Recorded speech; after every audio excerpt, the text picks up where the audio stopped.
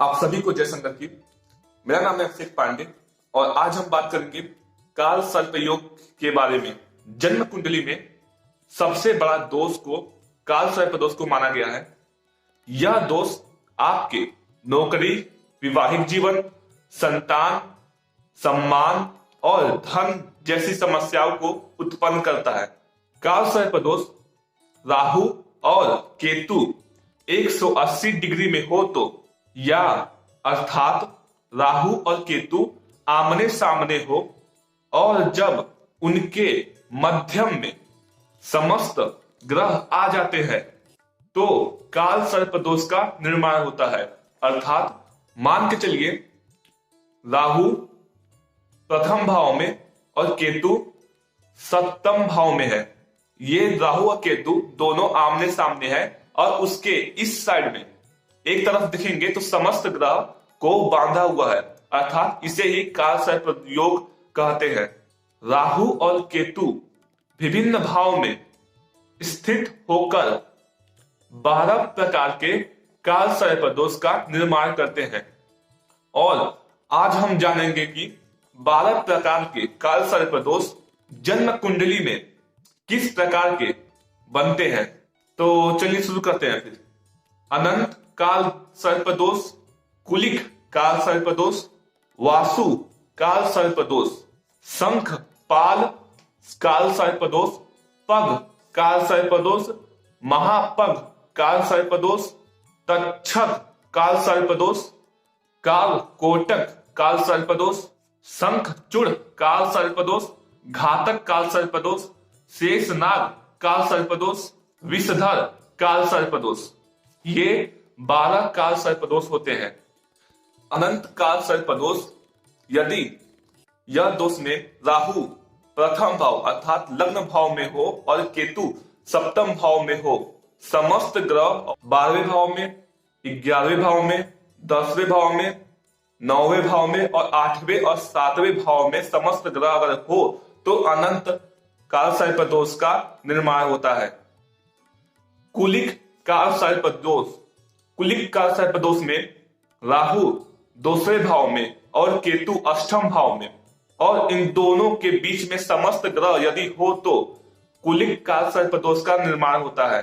वासुकी काल सर्प दोष, यदि 3रे भाव में राहु हो और 9वें भाव में केतु हो और इस दोनों ग्रह के मध्यमा भाग में समस्त ग्रह बंधे हो तो वासुकी काल सर्प दोष का निर्माण होता है। शंख पाल काल सर्प दोष, यदि 4th भाव में राहु हो और 10th भाव में केतु हो और इन दोनों ग्रहों के बीच में समस्त ग्रह बंधे हो तो शंख पाल काल सर्प दोष का निर्माण होता है। पग काल सर्प दोष, यदि 5th भाव में राहु हो और 11th भाव में केतु हो और इन दोनों ग्रहों के बीच में समस्त ग्रह बंधे हो तो पग काल सर्प योग बनता है।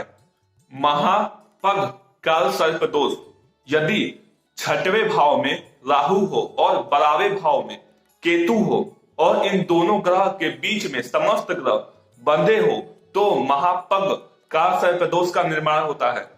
तक्षक काल सर्प दोष में 7th भाव में राहु हो और लग्न भाव में केतु हो और इन दोनों ग्रह के बीच सभी समस्त ग्रह बंधे हो तो तक्षक काल सर्प दोष का निर्माण होता है।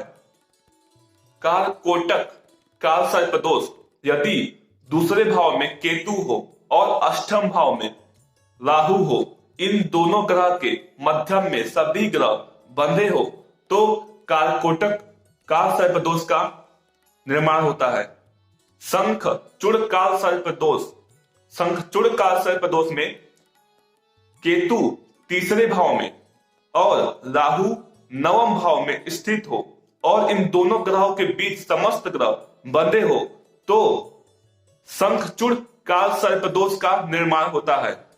घातक काल सर्प दोष, यदि 4th भाव में केतु हो और 10th भाव में राहु हो और इन दोनों ग्रहों के बीच समस्त ग्रह बंधे हो तो घातक काल सर्प दोष का निर्माण होता है। विषधर काल सर्प दोष।